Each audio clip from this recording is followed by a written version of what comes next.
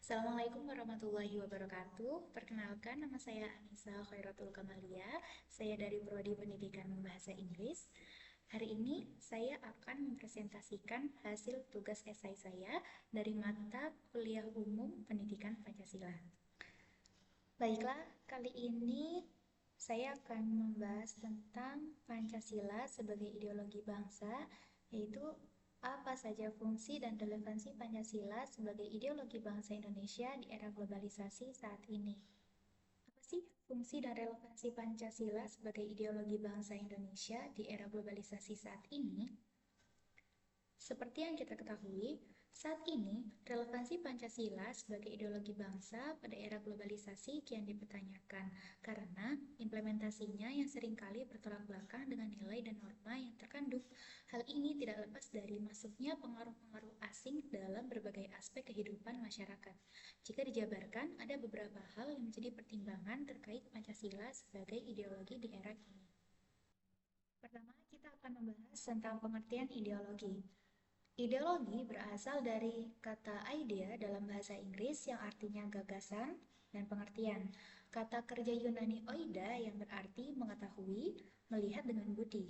Kata logi yang berasal dari bahasa Yunani logos yang artinya pengetahuan.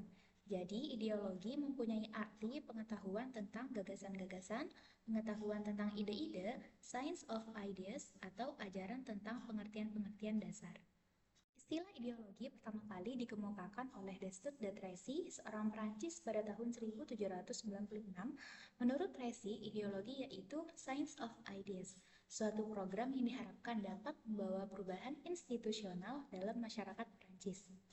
Dengan demikian, secara umum dapat ditarik kesimpulan bahwa ideologi adalah kumpulan gagasan-gagasan, ide-ide, keyakinan-keyakinan yang menyeluruh dan sistematis, yang menyangkut berbagai bidang kehidupan manusia.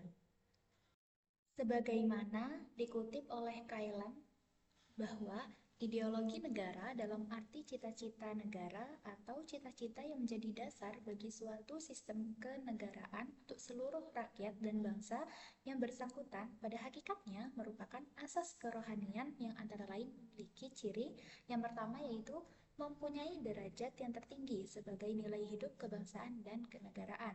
Kedua, mewujudkan suatu asas kerohanian, pandangan dunia, pedoman hidup, pegangan hidup yang dipelihara, dikembangkan, diamalkan, dilestarikan kepada generasi berikutnya, diperjuangkan dan dipertahankan dengan kesediaan berkorban. Selanjutnya yaitu apa sih tantangan penerapan Pancasila pada era globalisasi? Jadi, globalisasi dapat menimbulkan berbagai tantangan pada penerapan nilai-nilai Pancasila. Menurut Mahmudi dan Dahliana dalam Pendidikan dan Pembinaan Ideologi Pancasila tahun 2022, terdapat 7 tantangan Pancasila di era globalisasi. Tantangan tersebut berkaitan dengan meningkatnya individualisme, kosmopolitanisme, hingga radikalisme. Jadi selain 7 hal yang disebutkan Mahmudi dan Dahliana, ada banyak tantangan penerapan Pancasila pada era globalisasi. Contohnya yang pertama yaitu menguatnya individualisme. Kedua, maraknya kosmopolitanisme. Ketiga, meningkatnya fundamentalisme. Keempat, meningkatnya dominasi sistem hukum modern. Kelima, maraknya radikalisme dan ekstremis. Keenam, maraknya intoleransi. Tujuh, mengabaikan Pancasila sebagai objek ilmu pengetahuan.